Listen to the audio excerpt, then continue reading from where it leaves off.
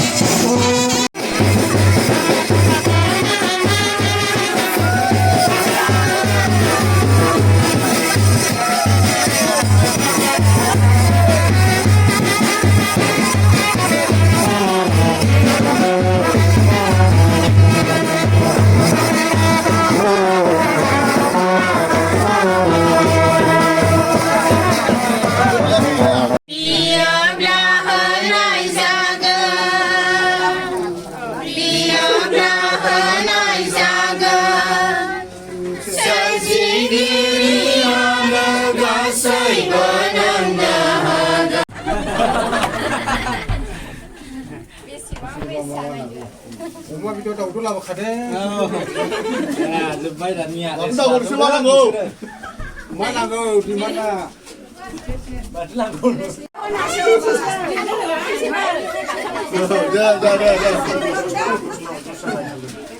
दे खेवना होदो औ दे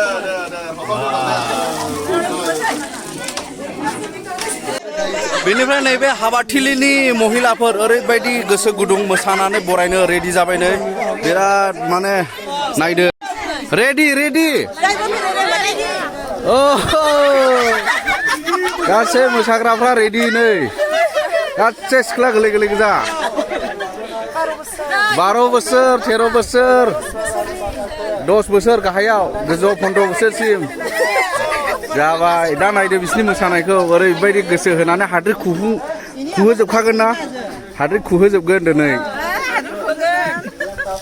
हाबानि समायनाय गोसोआव हाबा मोनहोनायाथ' बेन्ड पार्टियासो खालामोना नैबे बिथांमोना नै दामग्राफोरा खैला मैला पर्बत जरा माबा नाम दं नामा नोंसिनिया बेमने देम्प' सोरां बेन्ड पार्टि बिसोरो नांगौब्ला जगाजग खालामनो हागोन गोख्रै बुंहरदो मबाइल नाम्बारा 8811888191 नैबे नाम्बाराव कल खालाम खाथि खालानि गोजाननि जेरावबो थांगोन आरो ओमफ्राय दा दामनायखौ खोनासंदो फसायखागोन नोंथांमोना ओमफ्राय नैबे सासे आयं दं दा नायलान जाबाय बेनि मोसानायखौ ओरैबायदि गोसो होहाबनानै माने ओरैबायदि खब गोनां मोसाखायो बाज्ल'फानो लुबैलायखायो आयंनि मामोनलाय नामा थानो हाखानाया बे नामनाय खोनाला बाज्ल'फांखायो औ दे होमब्ला सफैबाय जाहैबाय जोम जाथागिरि ना मा होनो माने हिन्जाव गोदान लागोखौ बरायनाय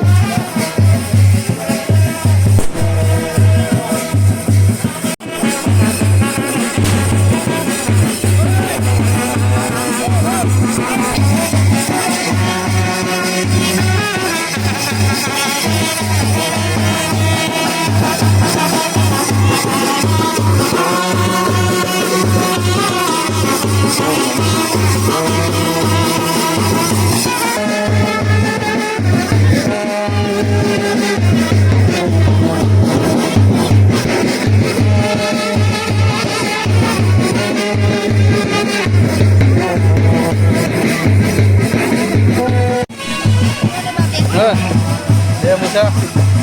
लाजिखोना माखो दे हाय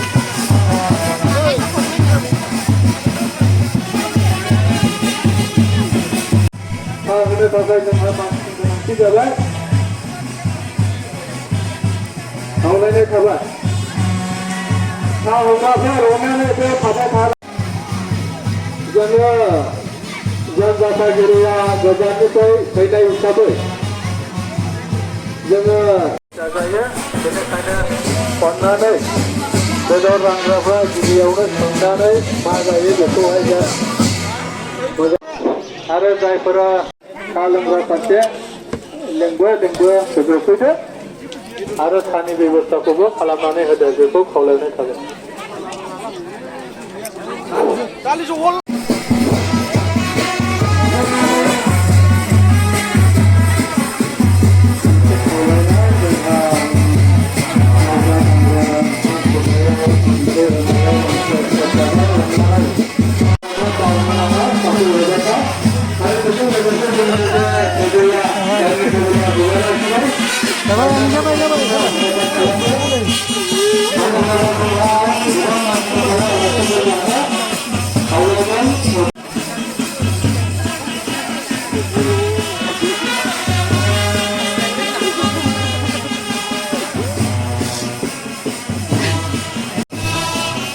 माखासे